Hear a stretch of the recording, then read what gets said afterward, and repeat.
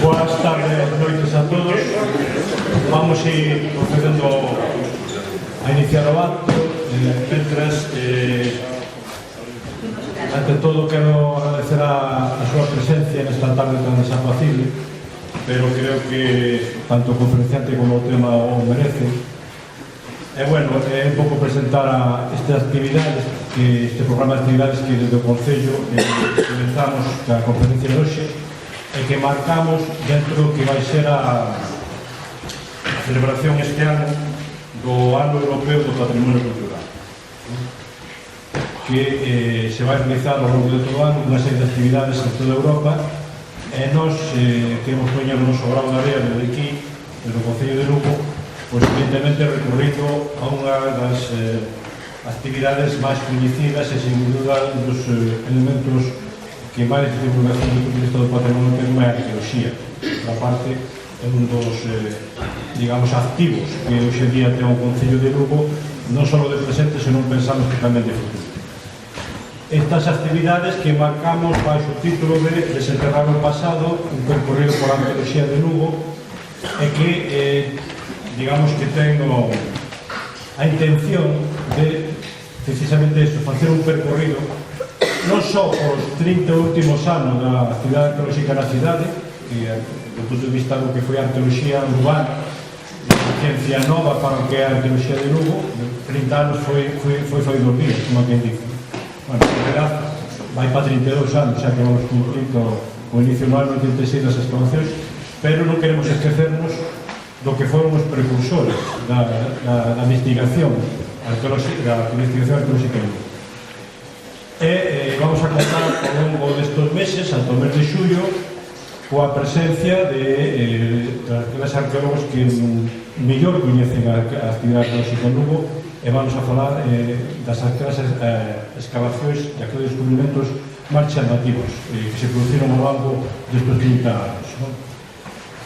Hoxe, como non podía ser de outra maneira, creo que para inaugurar estes actos, esta actividade, estas charlas, contamos coa presencia de Felipe Ares Vilas. Felipe Ares Vilas. Sí, porque sempre se lle queda o Vila, non? Creo que todo o mundo coñece a Felipe, non me fai falta presentalo, pero bueno, no obstante, vou dar unhas datos para aquelas persoas que non tentan realizar o seu currículum. É licenciado en Filosofía e Letras, sección de Xeografía e Historia pola Universidade de Santiago de Compostela. No ano 71, o premio extraordinario da licenciatura, coa súa coñecida tese sobre a muralla romana de Lugo, publicado no ano 72. Foi profesor de Historia e Arqueoloxía e o seu investigación hasta esta universidade hasta o ano 74. Sin embargo, a súa faceta quizá é máis coñecida de técnico facultativo superior de museos. Durante uns anos, como todos vos sabedes, foi director conservador no Museo Provincial de Lugo entre os anos 76 e 84, e principalmente a súa labor quedou ligada a partir do ano 83 á dirección do Museo do Castro de Viladonga, hasta prácticamente fai 2 días que así, digamos, pasou a xubilación para mí, que nesta actividade nunca nadie se xubila, de tal maneira que hoxe en día exerce, ou de a súa xubilación, como profesor investigador a honor da Universidade de Santiago de Compostela na Facultade de Humanidades. É membro de diversas entidades de carácter académico, científico, cultural, patrón fundador do Museo do Pobo Galego, participou en numerosas reunións científicas en España e Portugal, e campaña de excavación, evidentemente, e prospección arqueolóxica desde o ano 70 ata o presente, non só centrado fundamentalmente no Castro de Viladonga, sino incluso na propia cidade de Lugo, de aí que o consideramos que un dos pioneiros da actividade arqueolóxica na cidade, moi bon coñecedor, como non podía ser de outra maneira, sobre todo a través dos seus estudos, como comentaba antes, fundamentalmente da muralla, pero máis alá do que a muralla, a súa investigación tamén se desenrola no que é a cultura galaico-romana. Como digo, autor de máis de 250 publicacións e colaboracións sobre o tema da arqueoloxía, historia antigua, museoloxía e patrimonio cultural, e ten participado en máis de 300 conferencias e mesas redondas sobre estes temas dentro e fora da Europa. Recibiu varios premios e distincións ou formando parte de institucións colectivas. A parte de todo isto, ainda tuvo tempo para exercer durante unha temporada como director xeral de Patrimonio Cultural na Consellería de Cultura e Deporte da Xunta de Galicia. Por lo tanto, non só é un bon coñecedor do que é a arqueoloxía, a historia, a museoloxía en Lugo, senón tamén do que foi a xestión do patrimonio arqueolóxico na nosa cidade, que viviu moi directamente. Bueno, sin máis, te doy a palabra a Felipe Villanueva, e que velle te dou, sobre todo, agradecer a súa presencia e, como os comentaba a todos ustedes, por estar hoxe aquí. Moitas gracias.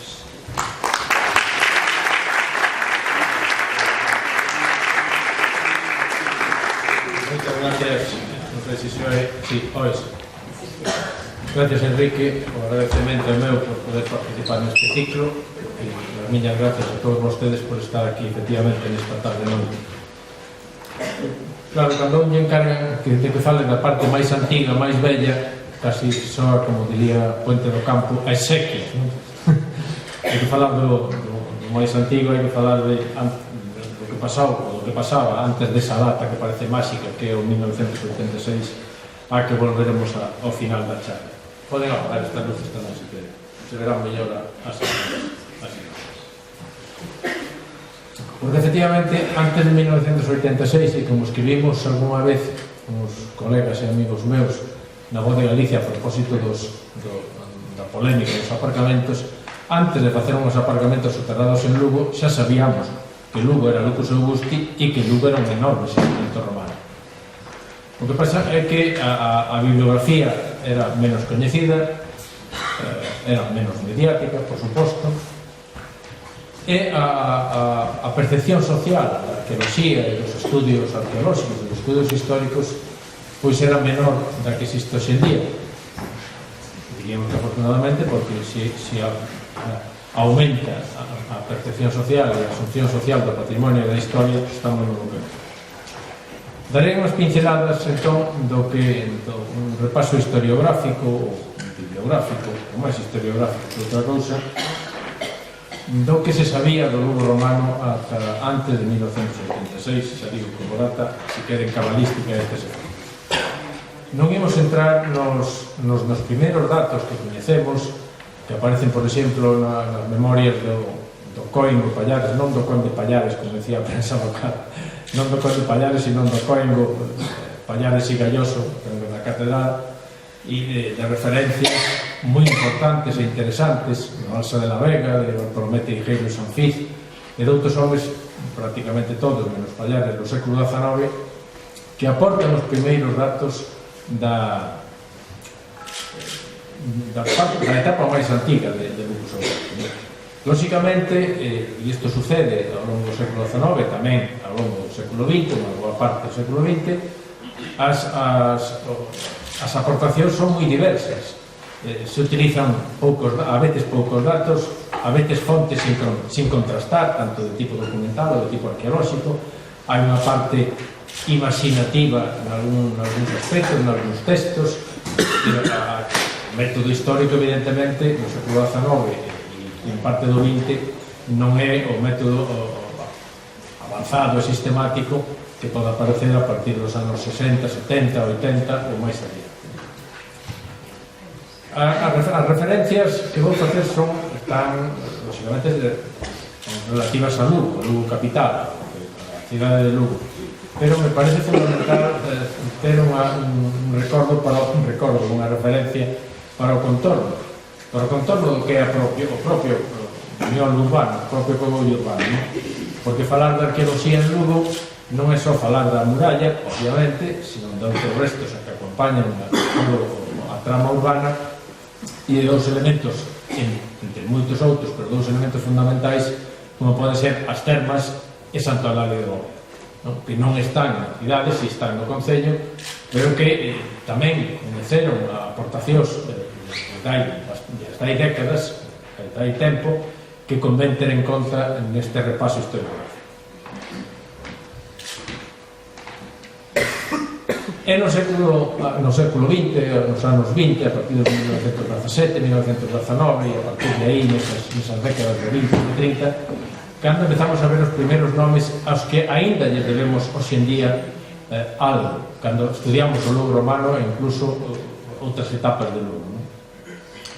Aí teñen dúas publicacións, unha de Amor Milán, que é algo máis que o nome dunha rúa, comentaba o periodista, Amor Milán é algo máis que o nome dunha rúa, sí, é algo máis que o nome dunha rúa, é o nome dun historiador, xeógrafo, erudito, incluso político local, que participou na elaboración da Geografía General do Reino de Galicia, que publica en Barcelona, Carreras Candi, con moitísimos datos sobre Lugo, sobre a historia de Lugo e a súa provincia, e que publica os dous primeiros tomos, o segundo deles, Historia de la provincia de Lugo, de dominación romana, ten outro de etapa prehistórica.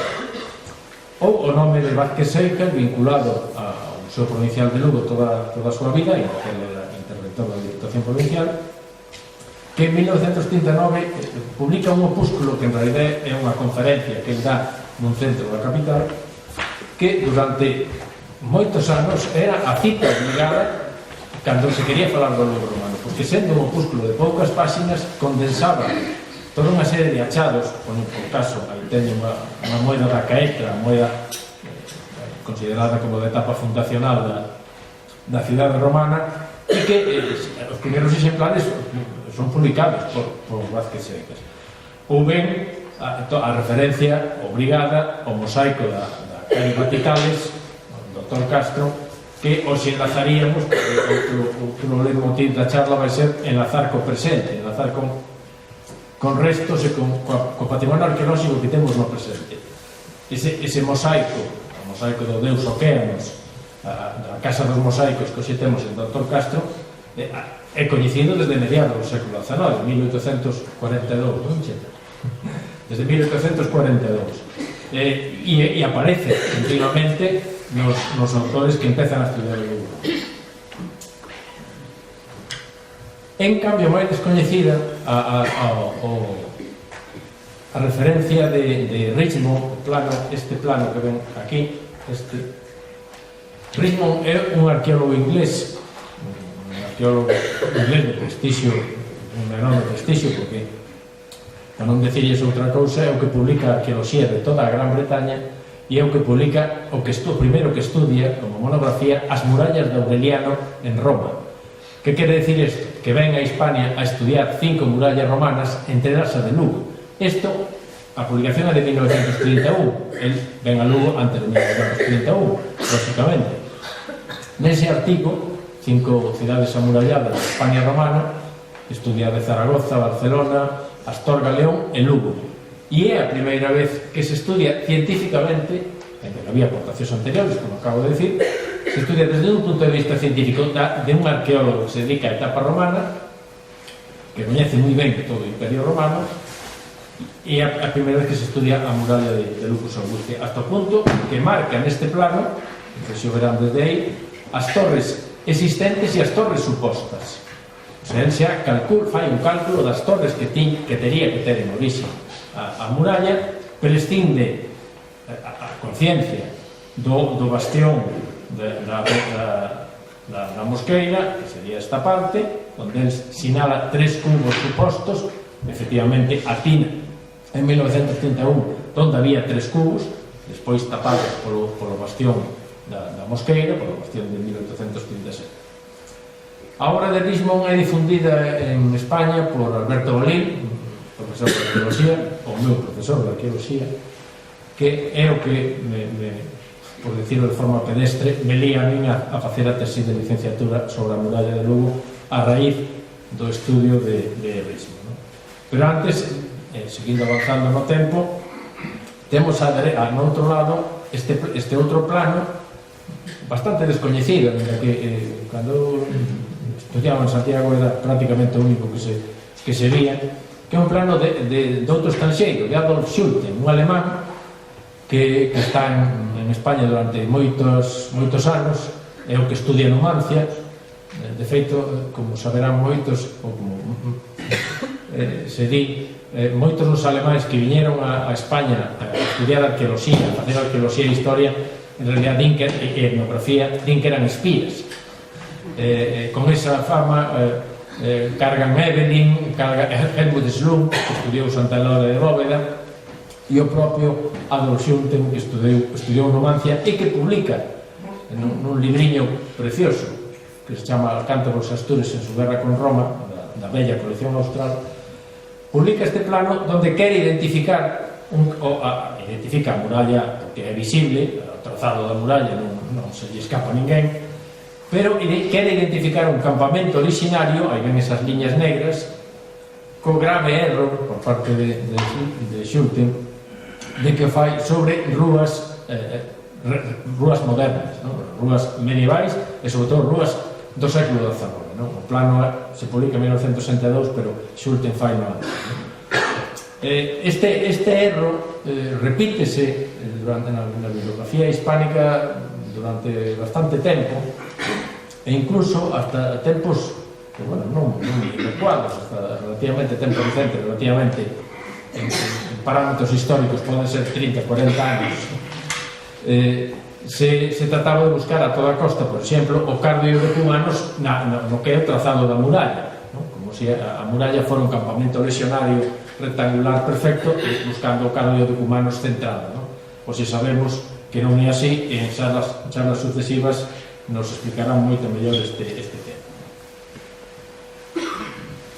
Co paso do tempo, en Lugo se quedan prácticamente traballando sobre a etapa romana Manuel Vázquez Seicas e pouco máis. No ano 54, Manuel Vázquez Seicas e o profesor do seminario Francisco Vázquez Saco publican as inscripcións romanas de Galicia no fascículo o tomo da provincia de Lugo. Vale a pena comentar este feito porque naquel momento, 1954, publicaron un corpus, publicaron un repertorio de inscripcións romanas por provincias, no noso caso pola comunidade autónoma, que publican as 4 provincias en anos distintos, en anos sucesivos. Era un labor pioneiro en toda a península ibérica. De feito, foi unha referencia bibliográfica e a provincia de Lugo aparece no cadro de honor da historiografía, na historia da epigrafía romana de Hispania. Ainda que o tomo aparece asinado por Vázquez Saco e Vázquez Seicas, porque Ourense Fami Cuevillas e Joaquín Lorenzo, en realidad a dirección da obra no seu conxunto corresponde a Álvaro Dós, un catedrático de Dereito Romano, especialista en epigrafía xurídica romana, que realmente quen dirixe a obra e quen, polo que sabemos, corrixe e revisa a lectura de algunhas inscripcións. No ano 54 aparecen nese fascículo 85 inscripcións, incluindo, como di aí, os instrumenta doméstica, é dicir, os grafitos nas cerámicas, os selos de alfareiro, as marcas de todo tipo de material, o que podíamos chamar epigrafía miúda, as inscripcións miúdas, que en epigrafía reciben o nome técnico de instrumenta doméstica, o sea, instrumentos domésticos. 85 incluindo os instrumenta doméstica. No ano 79, a min coincidiu facer a revisión das inscripcións romanas da provincia de Lugo nesta publicación, publicada en París, cos investigadores franceses Patrick Larue e Alain Renoir, e se recollen 100 inscripcións sin contar eses instrumentos domésticas, sin contar os grafitos e os selos de alfareiro, que nesa altura, en 1979, esta publicación en francés, que son bastantes eses instrumentos domésticos. Bueno, pois sin eles as inscripcións xa subiran a 100. No último repertorio que coñecemos, o de Javier Gómez Vila, recolle 170, que é publicado últimamente no 2009, recolle 170 inscripcións tamén sin instrumento doméstico. É dicir, o número de inscripcións, o número de epígrafes romanos aumentou exponencialmente en Lugo, e isto quer decir que aumentou o coñecemento do Lugo romano simplemente polo feito de que aparece unha inscripción ás veces cunha liña, con 2 liñas, con media liña. O valor que ten a epigrafía, as inscripcións para o coñecemento dunha etapa histórica como é a romana, no noso caso a laico-romana, é fundamental, e entendemos ben porque é importante facer referencia a este tema epigráfico, non? Pasamos de 85 a 170 inscripcións, pero non é un número frío, é a cantidad de información que se contén en todas e cada unha desas 170 inscripcións. Bueno, esta diapositiva era prescindible, pero por comentar algo, xa que efectivamente o estudio epigráfico do 79 é anterior a esa data cabalística do 86. Aí teñen o mapa coa distribución das inscricións na provincia de Lugo, altura do ano 79, insisto, e si me gustaría chamar a atención sobre a localización dos achados das inscricións en Lugo, na capital, en Lucus Augusti. Aquí aparecen nestes recadros os números das inscricións que corresponden ao índice dese repertorio epigráfico, e verán que hai unha concentración máis que notable na zona entre a Porta Miñá, Porta de Santiago e o que é a Porta do Bispo Aguirre. E maiormente nesta zona son inscricións funerarias. Non é casual. Nesta zona está a maior parte están documentadas a maior parte das necrópolis, sobre todo de inhumación, é dicir, de enterramento do Lugo romano. Como en todas as murallas da mesma época, no século III e IV, todas as murallas tardías reaproveitan epígrafes das necrópolis. Como que di, saquean os epitafios para colocalos como material de construcción nas murallas. Tamén se colocan inscricións romanas en épocas posteriores, obviamente, pero xa cando construen as murallas, porque isto se repite en todas as murallas romanas da mesma época, en cada Lugo, sucede isto. E aquí se comproba porque a maior parte das inscricións, a maioría funerarias, a altura do 79 estaban neste conxunto. Sigamos avanzando. En 1960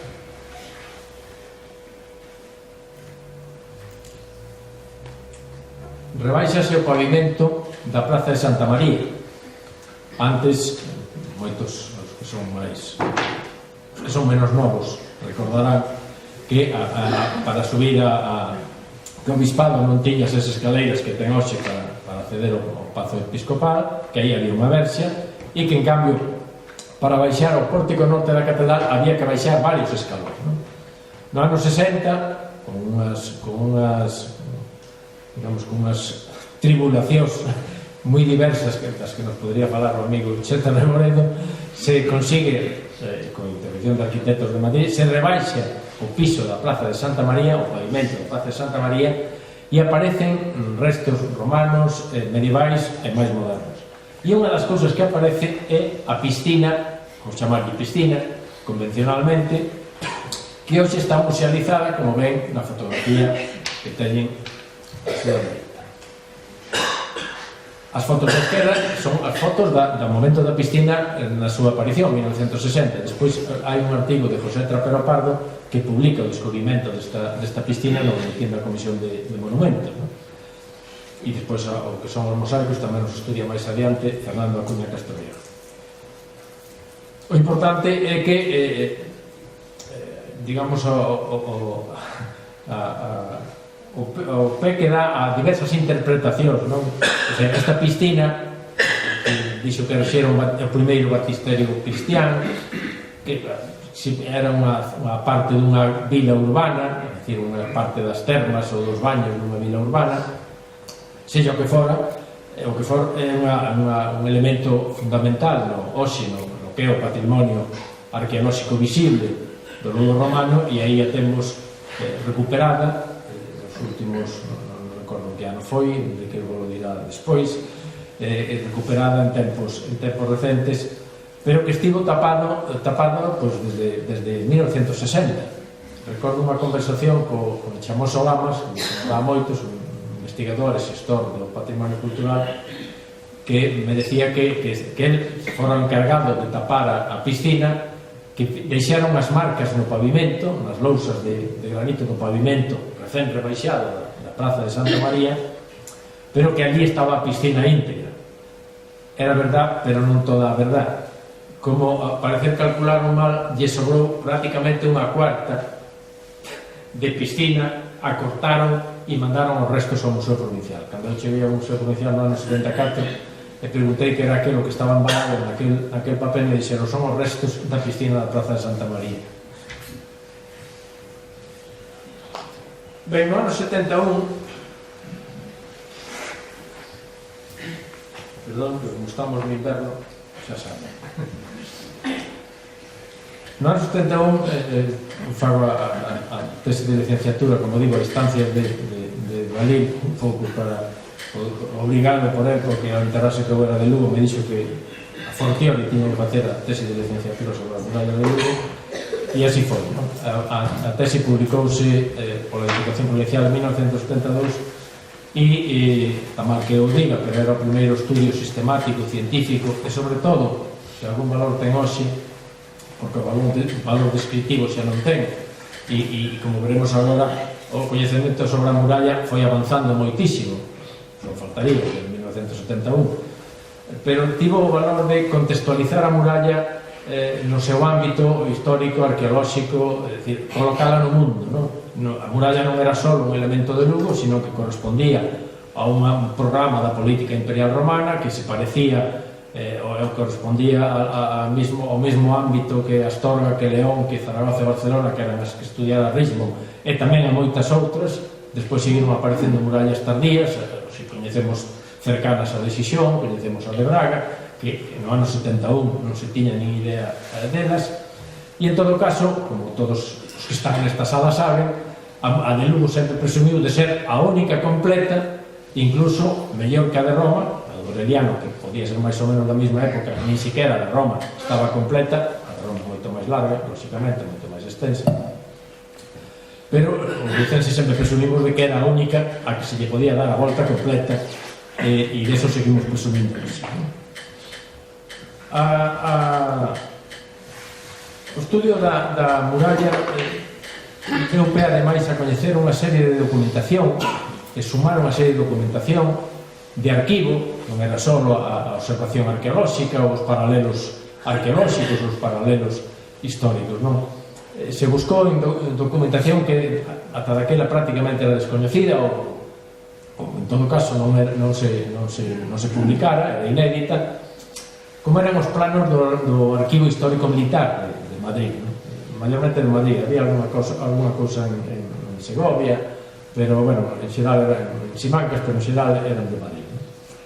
O Arquivo Histórico Militar de Madrid manda unha serie de planos correspondentes, prácticamente todos eles, ás guerras carlistas. As guerras carlistas foi, como moitos xa saben, o momento en que as murallas de Lugo tiveron unha maior utilidade. E o momento en que a muralla de Lugo tivo unha maior traslación á documentación gráfica antes do século XX, non? Entón, hai planos de 1837, de 1871, é a primeira vez que se ve o plano do bastión da Mosqueira, que este que teñen aquí, co bastión angular que os vemos, que os temos á vista, aí enfrente, tapando a liña original da muralla que ven por aquí. A investigación arqueolóxica avanza. A investigación arqueolóxica, efectivamente, en Lugo se coñece moito máis e mellor a partir de 1986, pero antes de 1986 tamén se descubriron cousas. E como en toda a ciencia, sexa humanística ou sexa do que chaman a rama científico-técnica, o que vemos é porque estamos subidos encima dos outros. A ciencia sempre se apoia no que se fixo antes. Ex novo hai moi pouco, ou hai menos. Ben, pouco despois da publicación da tese de licenciatura se produce a chamada Operación Muralla Limpia, que agora se conmemora con unha exposición que está na sede da Xunta e que está tamén nos medios ao celebrar o aniversario. A mí tocoume, tamén falando mal e pronto, de pura chiripa, facer o control arqueolóxico desta Operación Muralla Limpia. Eu estaba daquela de profesor de que se chamaba antes PNN, profesor non numerario na Universidade de Santiago, e do Ministerio de Cultura pediron á Universidade de Santiago quen podía facer o control arqueolóxico das obras de eliminación das edificacións que estaban adosadas á muralla. E o profesor de arqueoloxía dixo, pois este que é de Lugo. Entonces aquí teñen vostedes eu esquivando máquinas, esquivando escaleiras para facer o control arqueolóxico da retirada das casas que estaban pegadas á muralla prácticamente desde a Mosqueira hasta a Rúa Nova, prácticamente sin solución de continuidade en todo ese tramo. Foron unhas obras complicadas, pero ao mesmo tempo bonitas, interesantes, e sobre todo, desde o punto de vista que máis me interesaba a min, e que supoño que les interesa a vostedes, deu lugar a que se descubriran cousas novas. Se veu, eu creo que casi era a primeira vez, que se vía a cimentación da muralla. Ao retirar as casas, se viu como era a cimentación da muralla, que era unha cimentación moi breve, pero moi ben pensada para drenar a auga que poida endosar a muralla, non? Como todas as construccións romanas feitas coa cabeza, non? En varios sitios de todo este tramo, como digo, se puderon documentar o control arqueolóxico, moitos carretes os que ali se gastaron, algúns xa están bastante carañados os pobres. Se veu que aparecían, por exemplo, aquí estas dúas fotos detrás das casas, e só na parte das portas romanas aparecían sillares, o sea, aparecían sillares de granitos comprobándose así que os sillares de granito só están presentes nas portas de apertura romana.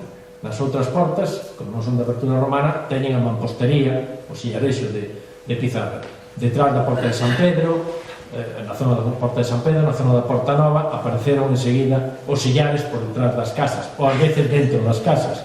Aí teñen esta fotografía que xustamente frente ao edificio da Xunta, onde hoxe está a Xunta, un pouco desviado, donde realmente a media casa estaba dentro da muralla.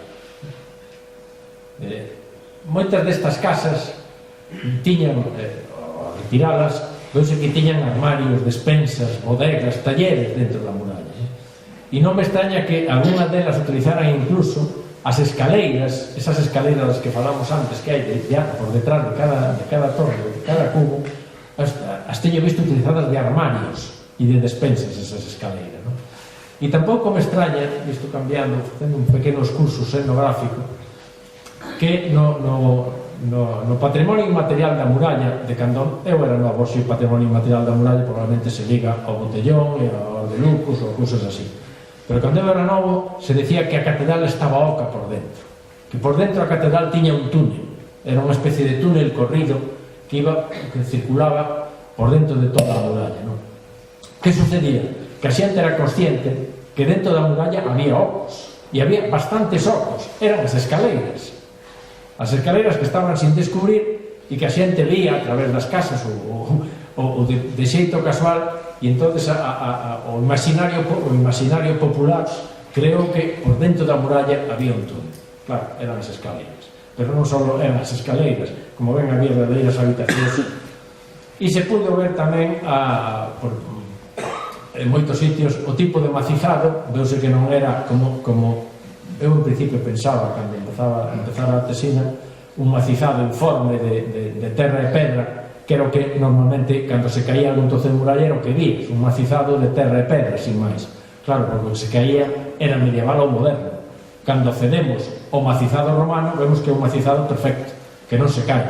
O que se cae é o medieval ou moderno, o romano non se cae. En todo caso tirarán, pero non se cae. E entonces cando se retiraron as casas se ve, por exemplo, nesta foto de aquí, un macizado perfectamente engarzado. Hoxe hai moitos mellores estudios, xa lles falará Enrique Alcorta do tema da muralla con moito máis detenimento. Perdón, outra das...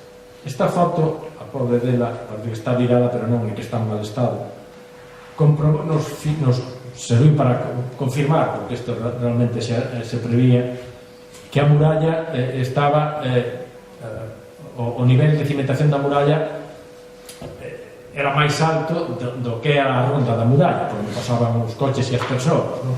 Ven aquí, o terreno original na zona de San Fernando estaba a esta altura. O sea, todo isto se eliminó no 72-73, non parece que hai unha outra...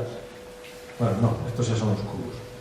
Este é unha parte importante porque isto deu pé, ou pode dar pé a polémica que se quedan despois no coloquio podemos comentar. Un dos puntos gordos do control arqueolóxico foi que ao retirar as casas apareceron as bases dos cubos, as bases de moitas torres que estaban desaparecidas, que se cepillaran, que cortaran, mayormente no século XIX, a maior parte deles, pero bueno, probablemente antes e probablemente despois. e empezaron a aparecer as bases dos cubos, non? Aquí teñen este na zona de frente, para entendernos, onde está a librería Prelo, sin querer facer publicidade. Este na zona de San Fernando, a esquerda da porta de San Fernando, e estas fotos de abaixo, esta desde arriba, desde a darbe da muralla, e esta desde abaixo, é a base do cubo que hai a saída da porta do Gran Teatro, da porta da estación, non? Cando se retiraron a farmacia e todos os edificios que había ali, algúns deles de interés modernista, ou de interés racionalista, ou de interés arquitectónico, ese é outro tema, xa podemos falar dele. O que nos saliu foi a base do cubo, non? Sobre esa base do cubo é onde se fan os outros, a reconstrucción total das torres da muralla. E isto se fixo en bastantes torres, en bastantes cubos. Eu comentaba aos periodistas estes días que probablemente eso hoxe non se fixera así. Claro, pasaron casi 50 anos, 40 e tantos anos, non? E en 50 anos os criterios de restauración patrimonial cambiaron, pues, xa non lles quero contar, non? Probablemente hoxe a mellor nem siquiera se tirarían todas as edificacións e desde logo non se reconstruirían todos os cubos como se fixo aquí, non? Esta base deste cubo era además gracioso porque un profesor da Universidade de Santiago, compañeiro meu, o profesor Camaño, o tiña que limpiar cunha escobilla de váter daquelas que había antes en plena calle. Imagínense, no ano 72 unha persoa maior cunha escobilla de váter limpando unhas pedras. A escena era dantesca. Pero o profesor lle botaba moita dignidade e facía como que estaba facendo unha labor importante, como efectivamente facía, porque o que facía era limpar a base do cubo para que despois se reconstruíra. Comento isto porque na porta de San Pedro, aí teño unha foto da porta de San Pedro co antigo bar Lugo e a porta aí encaixada. É curioso porque Rismond no ano 31 xa documenta as torres romanas detrás destas casas. Non me digan como as veo, pero él nos seus planos documenta unhas torres, o arranque de unhas torres romanas detrás destas casas. Cando se retiran as casas cando se tira o bar Lugo e todas as casas da Mosqueira de San Pedro, se meten os reforzos de formigón porque se parecía que a muralla se iba a vir abaixo. Hoxe tampouco se meterían reforzos de formigón, podría ninguén facer unha restauración a base de formigón puro e duro, pero no ano 72 era así. E o curioso é que despois se fan dúas torres novas, noviñas, que son estas que ven nesta portada deste libro, e o meu asombro é que, unha vez rematadas estas torres, todos os turistas van facer unhas fotos a estes sillares. Se fan unha foto ás torres e aos sillares colocados en 1972. Entón, hai que ter moito cuidado, hoxe o sabemos, 50 anos despois, cando se fan restauracións e cando se fan rehabilitacións, porque moitas veces restaurase demais, rehabilitase demais. Non quero caer na escola inglesa de Ruskin de que vamos deixar todo en ruína consolidada, pero tampouco na escola francesa de Viollet-le-Duc de vamos reconstruir torres góticas, ábsides románicos e cubos romanos onde nos pareza, porque sabemos como era un cubo e aquí había un cubo, ou sabemos como era un ábside románico e aquí había un ábside. Chamo a atención sobre isto porque a ustedes ao mellor non, pero a mí me chama moita atención ver xaponeses fotografiando como tolos as torres do ano 72, que ten o seu chiste por outro lado. Para rematar coa muralla, xa me entenden, a comparación da chamada Ronda dos Caídos entre San Fernando e a Porta Nova, co bar Triacastela e o bar Aspai, onde daban os calamares estupendos. Todas estas casas desapareceron. Contolles que cando se fixo a operación Murano, se tiraron as casas, de moitas delas salían ratas como coellos, escapando das paleadoras, porque non era só descubrir adegas, era descubrir tamén, en moitos casos, en algúns casos, moita miseria dentro, non? Outros casos non era así, pero outros algúns eran pendelles, porque ni siquiera eran casas, eran vellos talleres, ou novos talleres, porque había talleres novos. O caso é que de esta visión pasouse a esta. Pero teñen en conta, como acabo de decir, que algúns destes cubos, non todos, pero algúns destes cubos están feitos de novo. Están feitos de novo porque estaban cepillados antes de facer estas casas. E esta é unha vista da Porta Nova que eu non me resistín a poñer aquí porque é a miña porta por onde entro e saio todos os días, coa famosa librería Hortas de Castro, que detrás ocultaba os sillares da torre cortada cando ampliaron a porta en 1898. Na Operación Muralla Limpia, e continuamente, non só na operación, sino continuamente, e iso sucede hasta hoxe en día, os achados de material romano, de pezas de época romana, son continuos, non? Pero a Operación Muralla Limpia deu lugar a dous achados fundamentais. Un deles este, que é o relevo que vostedes poden ver reproducido en San Fernando, aquel monolito que hai que conmemora unha visita dos reis cando eran, os reis eméritos cando eran príncipes. Fixeron unha reproducción deste relevo que é un signífero, un vexilario, é dicir, un señor que porta un estandarte romano e que apareceu na, non me vou acordar do nome do cubo, pero creo que na zona da Porta Falsa, se non me acordo mal. E esta é outra inscripción, esta inscripción que apareceu na zona de San Pedro, na zona de San Pedro, que é, sin dúbida, a exposición que deu, que fixo correr máis ríos de tinta de toda a epigrafía lucense.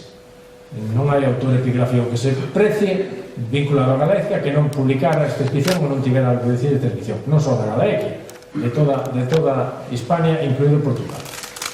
É unha inscripción que, como ven, se lee perfectamente, as liñas que se leen perfectamente, pero o problema é que aquí hai unhas liñas borradas. E entón, as liñas borradas, aí cada un lee o que lle parece, o que quere, ou a súa intuición, ou a súa imaginación, ou a súa formación lle indica que se pode ler, non? É unha inscripción, en todo caso, dun Saturnino, un liberto imperial, é dicir, un escravo da familia imperial, un escravo liberado da familia imperial, cunha serie de dedicacións que reflexarían o currículo, o seu propio currículo, non? A inscripción foi, para que teñan unha idea, publicada por Blanco Friqueiro, por o lembrado Nicandro Ares, que nos morreu ano pasado, por Alicia Canto, por Rodríguez Colmenero, por Leroux de Tranois, os investigadores franceses que decía, por mí mesmo, por 100 máis, non? E seguirá, porque pode dar pé para moitas. E apareceron, é dicir, é un coñecemento que temos do libro romano a raíz, precisamente, da operación, da chamada Operación Muralla Limpia. Seguimos avanzando a outra data clave. Poño primeiro bimilenario, porque xa saben que os bimilenarios se poden celebrar a conveniencia, non? Según os datos que teñamos en cada momento, pois nos pode servir. O caso é que entre 1975 e 1976 Adolfo Dabel, Vilela e eu, e con algún prócer, alguna autoridade política local, empezamos a discurrir que se podía celebrar, e pois celebramos o bimilenario. E celebrouse o bimilenario. Celebrouse con toda pompa e circunstancia. Fixose un coloquio internacional, as actas están aquí, onde concurriron expertos de toda a península e algún de fora. Eu recordo de Giovanni Forni de Italia, por exemplo, o Helmut Schlunk de Alemania, que foi un fito bibliográfico, foi unha referencia bibliográfica durante moito tempo, durante décadas, para o estudio da Galicia romana, para o estudio da Galicia romana. Tamén se fixeron publicacións de difusión, como esta que o propio Adolfo e eu preparamos, sobre unha guía arqueolóxica romana de Lugo, provincia, onde aparecían datos, moitos deles inéditos, e que tamén, de alguma maneira, se convertiron en fito bibliográfico. Eran publicacións de diferente obxectivo, tamén de diferente tamaño, e de diferente resultado, non? Pero o primeiro bimilenario, este bimilenario, eu creo que é considerado un fito fundamental no coñecemento do Lugo romano, pero tamén de toda a Galicia. O bimilenario serviu, entre outras cosas, para levar ali a todos os sabios, aquí os teñen a casi todos eles reunidos na porta de Santa Eulalia de Bóveda, que daquela estaba en obras. Santa Eulalia de Bóveda sempre vai estar en obras. Santa Eulalia de Bóveda é un monumento, vamos a poñer, que se fixe no século III ou IV. pero cando fixeron no século III ou IV non pensaron que no século XXI íbamos a estar falando dele e íbamos a estar preocupándonos dele. E é un monumento que ten auga e ten pinturas murais. As cousas con auga e pinturas murais un medio ambiente como Galicia vai ter problemas sempre, poñamos como nos poñamos. O que pasa é que hai que tratar de poñer solución a máis a caída en cada caso e en cada etapa, pero hai que seguir traballando nel continuamente, igual que hai que seguir reinterpretando nel continuamente, porque tamén é un monumento tan variado, tan complexo, que calquera pode ter pues, unha opinión, desde Celestino Fernández de la Vega, que esta persoa que teñen aquí de espaldas falando con Alberto Balín. Celestino Fernández de la Vega xa saben que propoñía Santa Eulalia de Bóveda como lugar de enterramento de tumba de Cristiliano. Bueno, pues, unha teoría como calquera outra, de difícil apoyatura, pero unha teoría como calquera. Nesta foto teñen a Helmut Schlung, alemán, o primeiro que estudiou científicamente Bóveda, Antonio López da Cuña, Trapero Pardo, Mercedes Freire da Biblioteca, Ventranoa, Nicandro Ares, Jesús Guerra, López Pereira, José María Blázquez, etcétera, etcétera, Lourdes Albertos, a que descubriu o do C invertido para Castelo. É dicir, o mellor da investigación romana naquele momento da Hispania se deu cita en Lugo e en Bóveda nese ano. O coloquio foi no ano 76 e as celebracións empezaron no 75. Bueno, aquí están outras imaxes de Bóveda, porque habría que citar os traballos de Chamoso Lamas, que é o que descubre a piscina de Bóveda, que é o que se dá conta que ali hai un oco que despois pasamos a chamarlle piscina, pero en realidad probablemente é unha arqueta de regulación, como sabemos hoxe. Pero bueno, hoxe, neste momento están inaugurando unha exposición no Museo Provincial de Lugo nunhas acuarelas do restaurador Elías Segura, que están no Museo Arqueológico Nacional, que eu lle recomendo que vayan velas, que son do ano 27, porque son da bella historia de Santa Eulalia de Bóveda, da primeira historia de Santa Eulalia de Bóveda. Bueno, xa avanzando aí cara ao final, en 1976 se publica este outro libro, a Romanización de Galicia, dos cuadernos de Sargadelos, que publicaba Isaac Díaz Pardo, con varios autores, aquí os teñen, referenciados. E se o traigo aquí, isto de 1976, é porque, que eu saiba, é o primeiro plano que se publica onde aparecen punteados os achados de estructuras, non de materiais soltos, sino de estructuras, de achados físicos, de muros, o restos de muros, ou achados estructurais, non unhas moedas ou cachos de cerámica ou unha simple inscripción, a esa altura, a altura de aproximadamente o ano 1976. E aquí os teñen referenciados. Nestes tres puntos, que son a un lado e outro da porta do Bispo do Vario, están marcados porque aí cando se fixo a Operación Muralla, cando se fixo o control arqueolóxico desa Operación Muralla, nos aproveitamos, e a verdade que un pouco forzando a cuestión a Madrid, o Ministerio, que non pensaba en facelas, fixemos unhas cartas pequenas de 2 por 2 metros, unhas cartas que, concretamente nesta zona, para entendernos, detrás do sanatorio dos Ollos Grandes, chegamos aos 4,10 de profundidade. Claro, era unha cata de 2 por 2, 4,10 de profundidade, hubo que parar, non? E certificamos que aí había unha enorme potencia estratigráfica, que a apariencia física xa nos daba que había, porque hai un recheo interior, hai moita diferencia entre o nivel desde dentro da muralla o nivel que hai por fora da muralla, nesa zona, na zona detrás dos Ollos Grandes, non? Comprobamos nesas catas, que son as que corresponden aquí, onde apareceron restos de muros, non se crean que quede gran cousa, pero bueno, había restos de estrutura romana, con materiais romanos. En cambio, nesta, detrás do Instituto Xoán Montes, era todo un revoluto que prácticamente non deu señal ninguna. Paralelamente se seguían producindo achados, moitos deles na cidade de Lugo, na capital, outros fora no contorno. Por exemplo, a estela de Adai, anverso e reverso a estela de Adai, do Adai que temos aí cruzada a ponte, non? Da outra beira do río, Adai do Valdomero, nun sitio que se chamaba a Cortiña do Castro. Non quedaba nada do castro. Detrás dunha casa había unha especie de patio, de eira, que lle chamaban a Cortiña do Castro, e a mañán de saída apareceu esta, e a mañán xa se ve as marcas do amaño, apareceu esta estela funeraria moi tardía, probablemente do século IV, pola vestimenta dos difuntos que aparecen aquí, pero que é un achado singular, o cal nos comprobaba que Lugo non era só a capital, a cidade, o gollo urbano, sino que o que era o que se chama o territorium, o Interland, os arrabaldes de Lugo, no sentido moi amplo, tiveron unha importancia grande, o cal se comproba hoxe facilmente tamén, non? Sucede o mismo coas termas, xa que estamos no Miño, vayamos ás termas.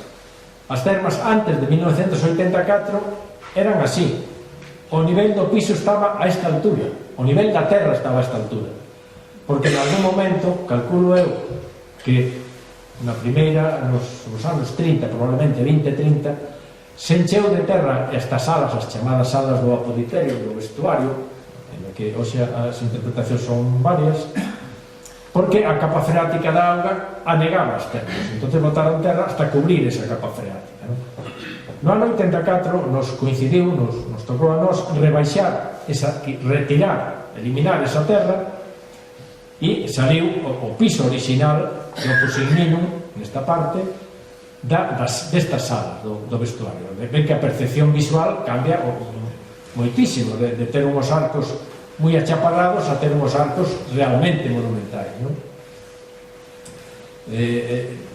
A fotografía da baixo é como están as termas coa pasarela para evitar a auga desa capa freática, que normalmente, lógicamente, sube ou baixa segundo o nivel do río.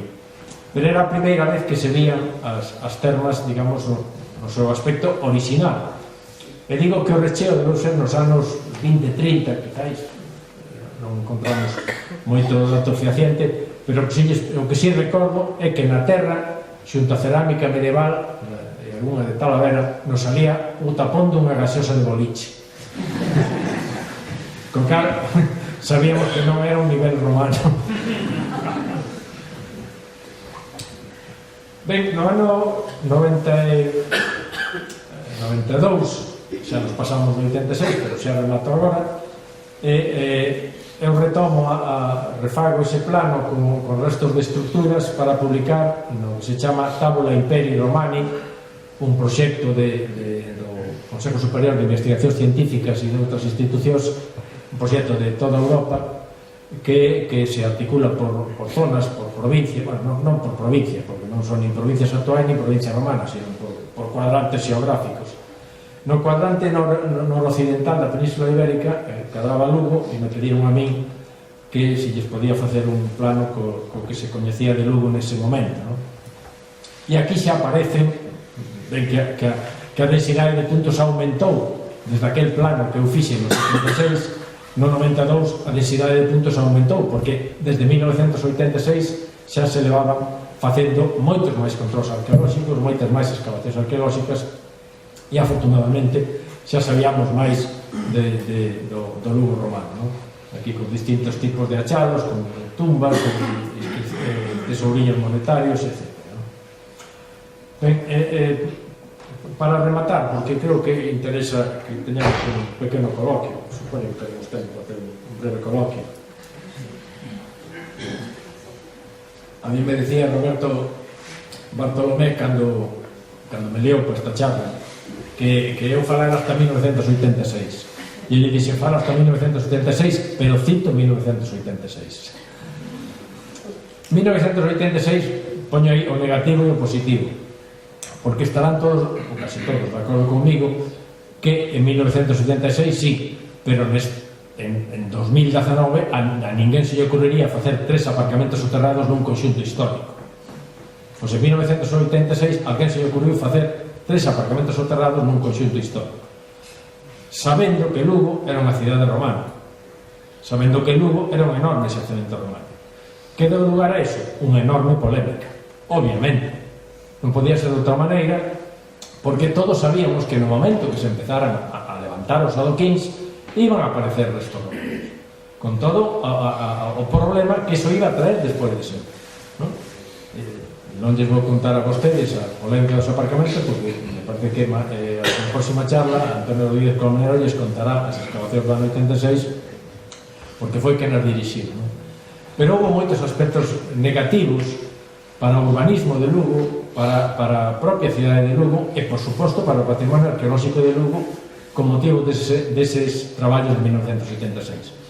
Cal foi o corolario positivo? Que a partir de aí, aparte de que xa había a Lei Española de Patrimonio Histórico de 1985, se dictou unha normativa en virtude da cal, despois xa hubo que facer controis e excavacións arqueolóxicas en condicións de toda a zona que presumiblemente tiña riqueza arqueolóxica en Lugo.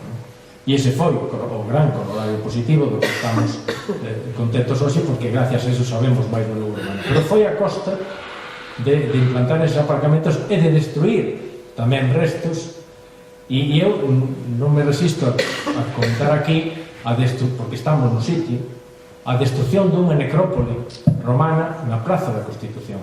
É dicir, aquí, esta foto antiga do Campo da Feira, aquí nesta zona, fora do antigo Campo da Feira, había unha necrópole romana que foi destruída unha noite ou unha madrugada, non sei, porque non estaba ali. E ainda é hoxe o día que ninguén deu explicacións de como ninguén destruiu esa necrópole romana. Ninguna administración, ninguna persoa, e algunhas delas, por desgracia, están difuntas. Pero o certo é que ese foi probablemente un aldabonazo importante.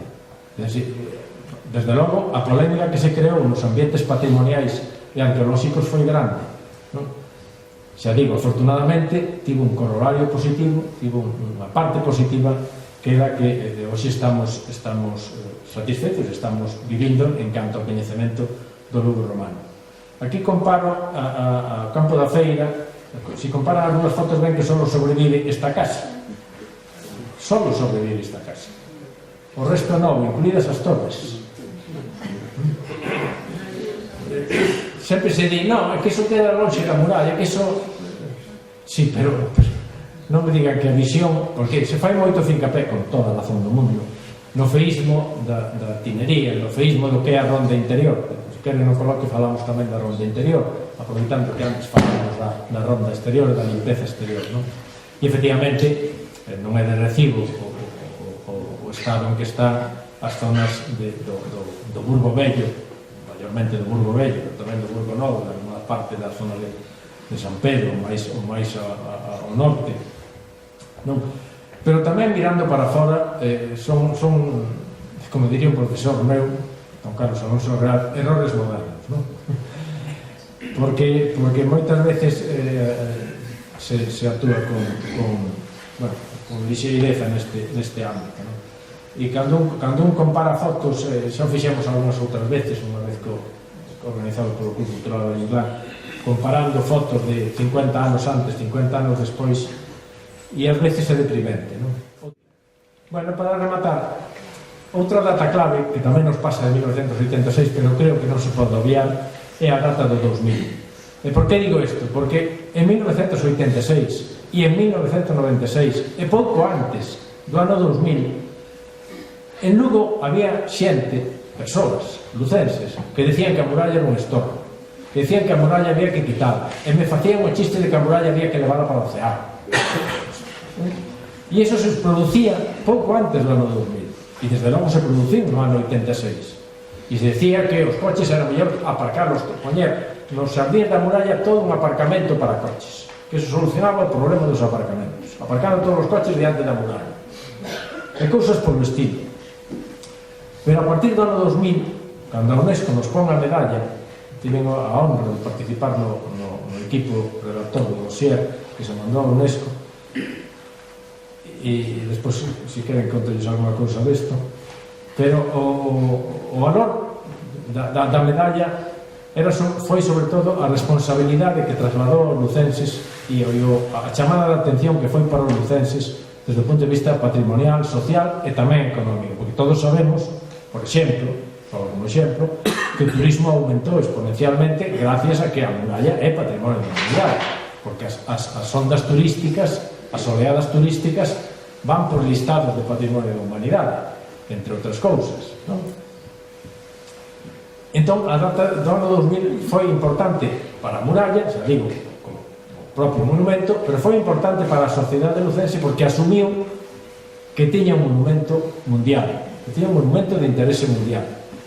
E xa digo, se o traigo a colación é porque 3 anos antes do 2000 ou 12 anos antes do 2000 había moita xente que lle estorbaba a muralla.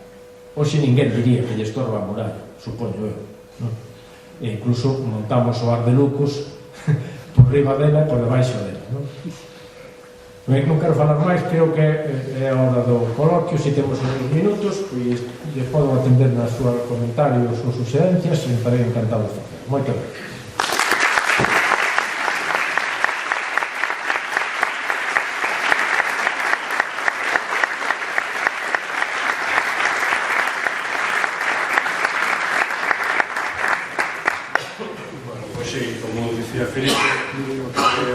Estas charlas non só teñen este carácter de divulgación e de coñecemento, senón que creo que tamén é importante aproveitar estas oportunidades para xerar un pequeno debate ou plantear cuestións que nos podes citar en cualquiera dos temas que vamos a expoñer ao longo destas mesas. E por iso damos paso a preguntas, a cuestións que se podan plantear relacionadas co tema ou cualquier outra cuestión nas quais tanto Felipe como eu, cualquiera na sala podan responder. Se hai alguna cuestión ou algún comentario ao respecto, estamos en tempo. Sí, porque é imposible que todos estean de acordo comigo en todo.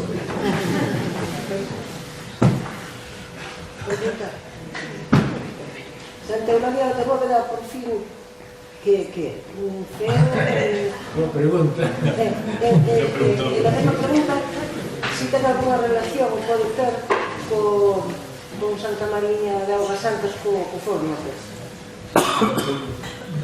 De feito non vai descamiñar, porque unha das opcións, unha das hipótesis, das moitísimas que hai de Santa Eulalia de Bóveda é que un templo prerrománico, non prerromano, sino prerrománico, e despois dos romanos e antes do románico, porque aparece estudado no libro de Manuel Núñez, Arquitectura prerrománica en Galicia, e aí aparece Santa Eulalia de Bóveda. O sea, para algúns autores a fase principal, a etapa principal do monumento de Bóveda sería un prerrománico, é dicir, sería equiparable á arquitectura asturiana, a arquitectura non tanto mozárabe, pero a asturiana e a visigótica, cando menos.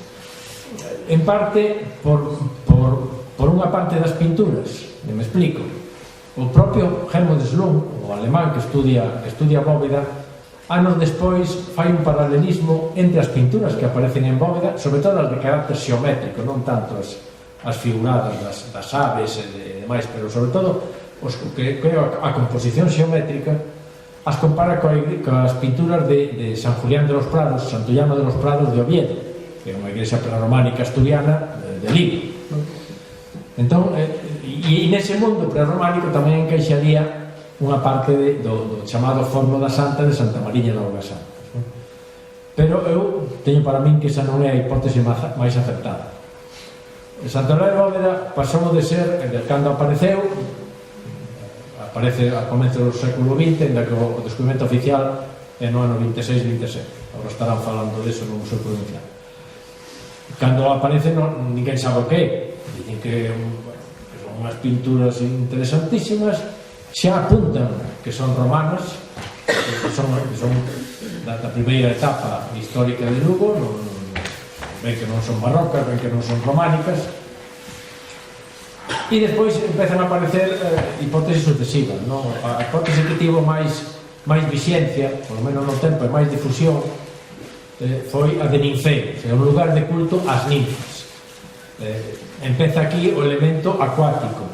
É moi importante, fundamental, a presencia da auga en Santa Eulalia de Bóveda. O sea, todo o mundo dá voltas a por que ali hai auga, por que hai unha piscina, por que se fai referencia nos dos relevos a como se estiveran enseñando algo que se cura con augas santas, con augas sagradas, ou que pensaban que eran sagradas. Despois, en tempo, xa citei a hipótese de Celestino Fernández de la Vega de posible enterramento de Prisciliano, porque hai paralelos en monumentos da parte oriental do imperio, sobre todo, que xa os cita o alemán Slum, na zona de Coxe de Turquía e Siria, que son monumentos funerarios. Entonces, bueno, si era un monumento funerario, o argumento con todo el Celestino era un pouco endeble, decía, pode ser un lugar de enterramento, non sabemos onde está enterrado Pistiliano, entonces aquí pode estar enterrado Pistiliano, simplificando moitísimo. Este podía ser a idea, non, pero non hai comprobación, por lo menos posible hoxe en día, non? E depois hai opinións moi recentes, que si é un templo a Cibeles, que é bastante inconsistente tamén esa hipótese, e a última, eu creo que a máis traballada, a máis elaborada, sobre todo por dúas razóns, porque é a que máis o traballo que máis trillou toda a bibliografía anterior, e cando digo todo, digo toda, o sea, a publicada e a inédita. A muralla de Ávila, que sempre se pon, que a muralla de Ávila é moito máis bonita que a de Lugo, está mellor conservada. Estamos falando de unha muralla que ten moitos anos máis e ten unha apariencia distinta e ten unha historia distinta dentro da...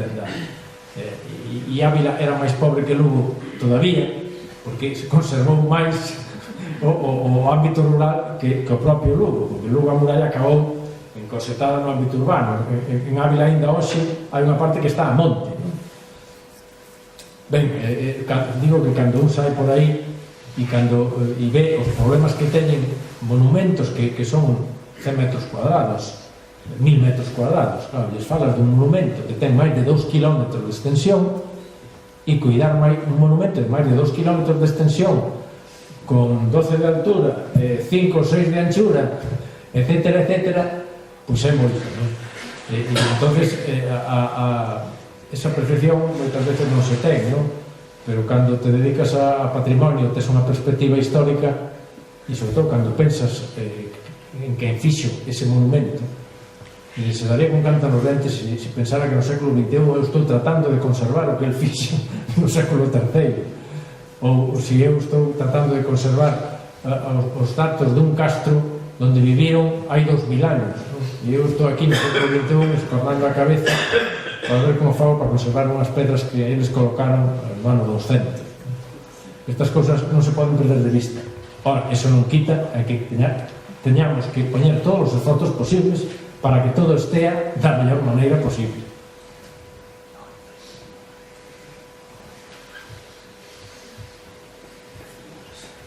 máis cousas.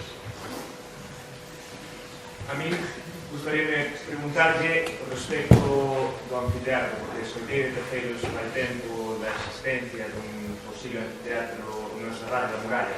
Gustaría saber a opinión que ten.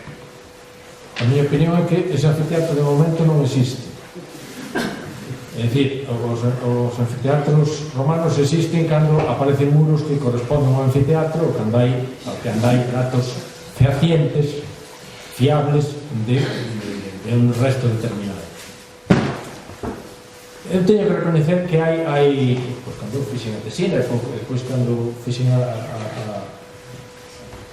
o resumo da romanización de Galicia no ano 92, estaba convencido de que na Galequia non había obras públicas de tipo teatro, anfiteatro, grandes templos, porque a romanización que se produce nunha provincia periférica, nunha zona periférica como a Galequia, non precisaba desas obras públicas. As obras públicas estaban para as provincias como a Bética e a Tarraconense, donde os romanos tiñan máis clientela para este tipo de cousas. Teño que recoñecer que tiven que cambiar o chip, tiven que cambiar a idea, porque aparece, por exemplo, un anfiteatro en Braga, ¿no? E aparecen teatros en zonas donde antes non aparecían. En Lugo probablemente tiña que haber un teatro, ou se cos datos que temos hoxe debía haber un teatro, debía haber un anfiteatro, debía haber grandes templos, e debía haber unha serie de obras públicas que hai 40 anos non sabíamos delas, ni tiñamos asomo de que pudera haberlas. Hai algunha noticia do enxeñeiro Andrade no século XIX, o amigo Chepe saberá de memoria tamén, que fala de uns grandes sillares na zona da Praza Maior, uns grandes muros na zona da Praza Maior, pero que non están alimentados e, por suposto, non sabemos que, o sea, que aparecen uns sillares de grande tamaño, non quer dizer que son do anfiteatro, pode ser desde unha casa privada hasta calquera outra cousa.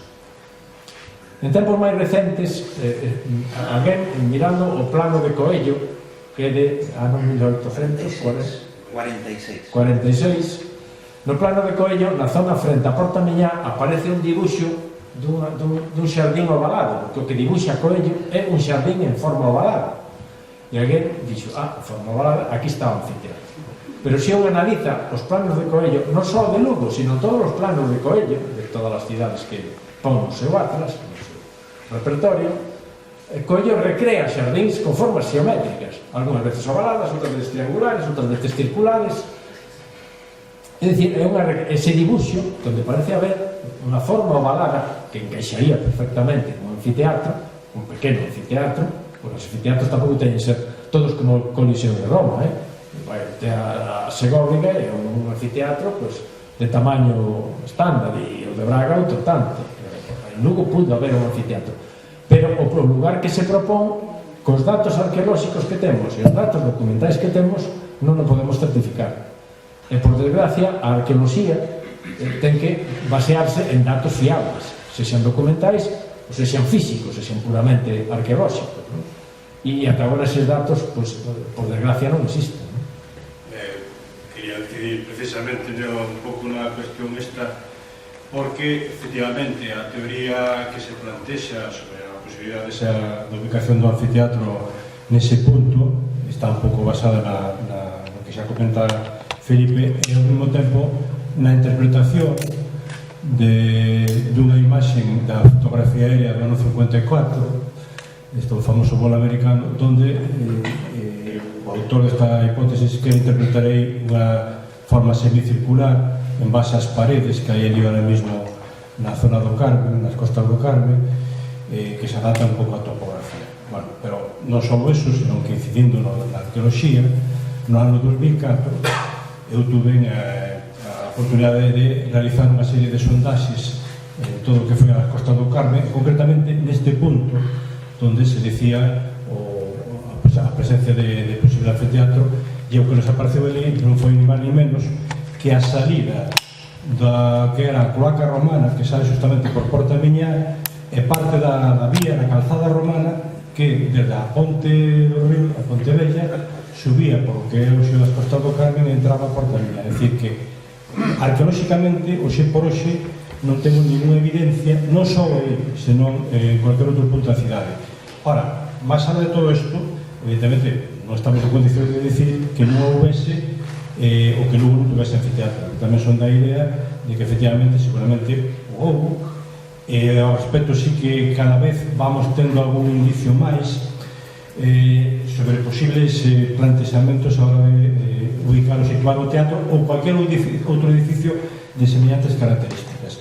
Precisamente, quizás a importancia desta recopilación de noticias antiguas, decir, ahora damoslle un pouco máis de valor ao que fixeron antes outros, non? A hora de recopilar aqueles achádegos cando aparecía un túnel ou abrir unha rúa na cidade ou aparecían os restos dun suposto arco.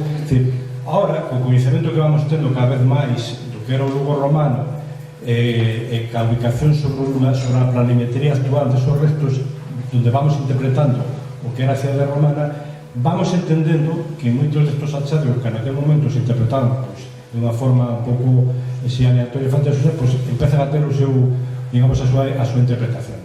O caso, decía, dos túneles, que antes se falaba dos túneles de as placas. É curioso como se decía antes, os que vamos vellos recordamos referencias etnográficas casi, non? E ademais dese que a muralla estaba furada por dentro, outra das cousas que o oín de neno é que había un túnel que salía por debaixo da muralla. Había túneles que salía por debaixo da muralla que construíran para escapar en casos de asedio, estas novelas que enseguida sobre todo cando veo moitas películas da Edad Media, pois se imagina. E claro, sí que había túneles, eran as cloacas que pasaban por debaixo da muralla. A Porta de Santiago, que era a principal, pois claro, todo o mundo sabía que por aí había un túnel, era o alcantarillado, a cloaca máxima do Lugo romano. O túnel existía, non era un túnel novelesco, era a cloaca romana por debaixo da muralla. E así tantas cousas. Bueno, iso que van a demostrar en definitiva que ainda queda moito por descubrir en Lugo, evidentemente, que era quizás unha das cousas máis interesantes. Temos a esperanza de que co tempo se podamos ir coñecendo cada vez máis. Eu quería preguntar pola a relación de Lugo co río, que é inevitable ter relacionamento co río e coa ponte que se fai, non? Pero o que nós chamábamos de pequenos a calzada romana, se un pensa que aquela calzada tivera que ser os carros de bois ou carros do país subindo realmente hacia a porta de Santiago, pois non parece así moi razonable, porque a zona máis suave ou máis fácil é a Cheda, a zona da Cheda, que é o do Carme, non? A zona do Carme. Entón a mí iso intrígame, porque nós chamábamos de calzada romana aquela calzada que había, que era como baixábamos ao río para bañarnos. Pero, sin embargo, se un colle pola Porta Miñá e vai bordeando a Cheda, que é moito máis suaviño, dunha lógica romana que eran tan bons inxenieros, parece que sería máis lógico que eles subiran por esa pendiente máis suave, porque eu imagino hoxe subir un carro de, un carro de vacas, que había vacas ali, evidentemente, pero para chegar hasta a Porta de Santiago a pendiente era moi acusada. Entón esa é a miña pregunta, que exactamente cual era a comunicación. Vamos a comunicar. Ten razón nunha cousa. Sí. Lógica e romanos casan sempre. Sí. Se algo aprendimos todos é que os romanos eran moi listos. Sí. Por eso chegaron a facer ese enorme imperio que fixeron. As comunicacións eran varias, porque non hai un camiño único, pero efectivamente o camiño original debía de sair pola Porta Miñá e ir facendo unha curva suave, o que hoxe é o camiño primitivo, a variante do Carme e a variante do Regueiro dos Hortos. Esas serían as trazas originais. A chamada calzada romana, que utilizamos todos cando íbamos ao río, incluso cando pisábamos aquelas lousas, que era unha espiña central, os cantos rodados aos lados, ni siquiera era calzada romana, aquilo que pisábamos era calzada medieval, era a típica calzada medieval, de central e cantos rodados aos lados. As calzadas romanas teñen unha disposición exterior diferente. Eso non quita para que en época romana, tendo en conta que a Porta de Santiago é de apertura romana, en dependencia das súas peripecias posteriores, por aí tamén saíra o camiño. Pero a calzada romana física que nós pisábamos cando íbamos ao río era unha calzada fundamentalmente medieval. E o camiño máis normal, máis natural, máis lógico, como ben dís, sería coller a curva de nivel dando volta para cometer máis fácil a entrada na ponte. De todas formas, o que é evidente é que a relación de Lugo e xa de Lucus co río, coa ponte, coas termas, era diario. Hoxe nos pode, hoxe menos, pero porque somos conscientes deso, pero por eso digo que é fundamental cando estudias o Lugo romano pensar no territorio circundante. Non podes pensar só o Lugo romano, o que temos aquí arriba, todo o contorno do Lugo romano en todas as direccións, o que os romanos chamaban o territorium. Iso é fundamental para entender o Lugo romano e o propio territorio.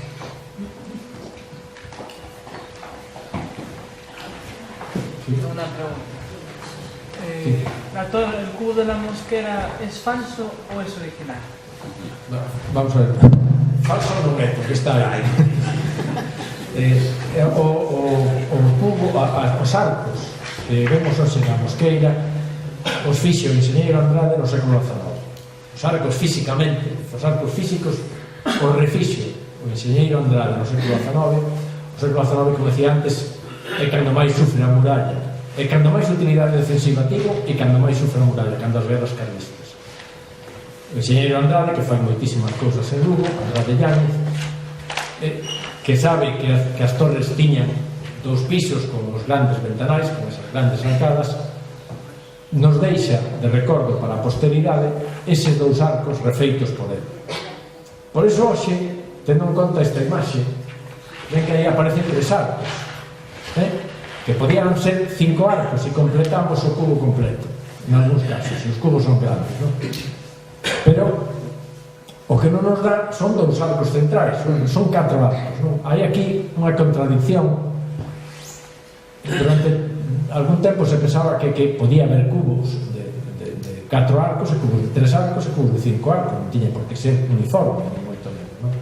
Eu creo que é un campo ainda aberto, tampouco, é verdad que tampouco fixen en tempos recentes maior introspección sobre este problema, pero os arcos da muralla están refeitos no século XIX recordando os arcos que en orixe tiña a muralla romana. Hai outro dato que a veces aparece nas guías e que hai que ter moito cuidado, que me parece que o licenciado Molina, non sei se é o licenciado Molina ou Ambrosio de Morales, o cronista de Felipe II, que di que cando un se achega a Lugo ve reflexar a luz do sol nas cristaleiras das torres da muralla, nos cristales, nas vidreiras das torres da muralla. Probablemente alguna destas torres estaría reutilizada como lugar de habitación ou como lugar de vigilancia e estaba acristalada, tiña uns cristais, pero en época romana non tiña cristais porque non tiña sentido, pero uns cristais nunha ventana que era de defensa, que era para sacar as balistas, para sacar os elementos, pensado para sacar os elementos defensivos, porque estou convencido que en época romana nunca se utilizou a muralla como elemento defensivo. Serviu para espantar, pero probablemente nunca houve ninguna batalla, e moito menos de romanos contra os suevos, contra os invasores xermánicos, contra os que en teoría se fixeron as murallas a partir do século III e IV. Probablemente non houve nunca esa batalla. Os suevos entraron pola porta, probablemente entraron pola porta e se fixeron co poder na Pascua do 460, matando ao rector do momento, non? O gerifante do momento. Pero o que iba as torres non tiñan originalmente vidreiras, as vidreiras se colocan a mellor en algún sitio, en algúns sitios determinados, e esa referencia que nos conta no século XVI de que o sol se reflexaba nas vidreiras.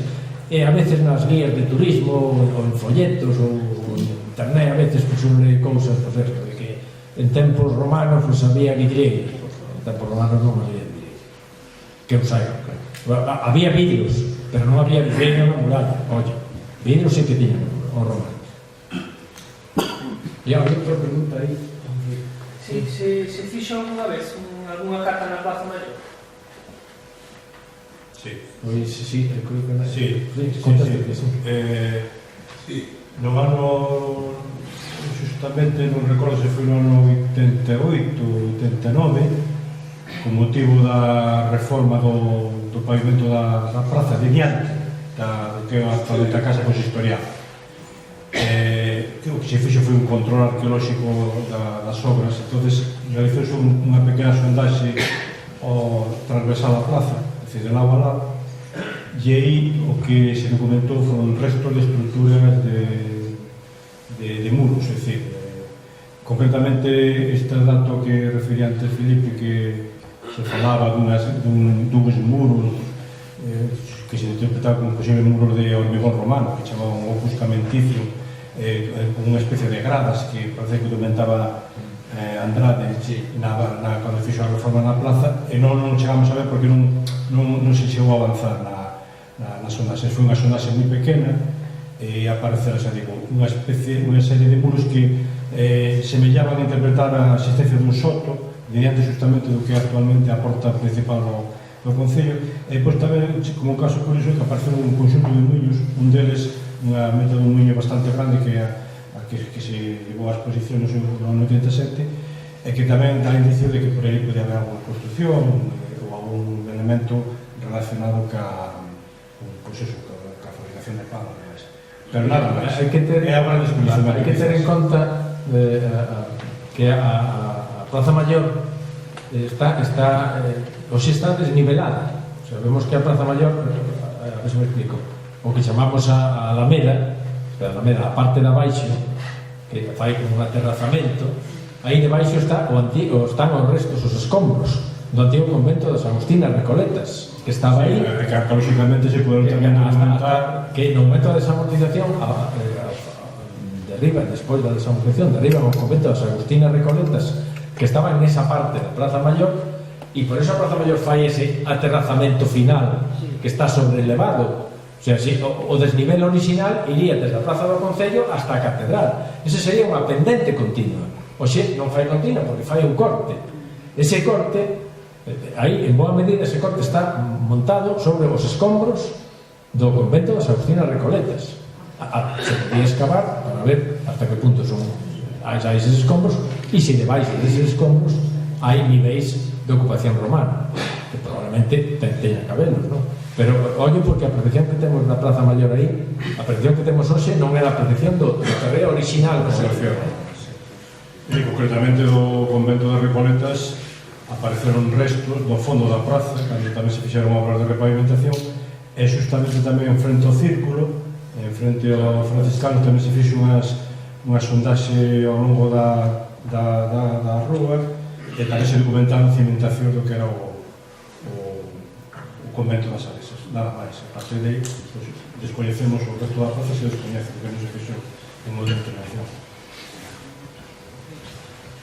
Sí, ainda hai máis. Hai días unha pregunta máis, senón, eu creo que xa... Bueno, pois, se non hai nada máis, agradecerle novamente a Felipe a súa presencia, a todos vostedes, en prazos a que o próximo 22 de febreiro, a próxima conferencia que vamos a impartir dentro de estas jornadas, e que nos vai a dar o profesor Antonio Pedro Colmenero, que precisamente se vai tratar todo o que foi o inicio da excavación en 86, que a famosa polémica dos aparcamentos ilegales. Nada máis.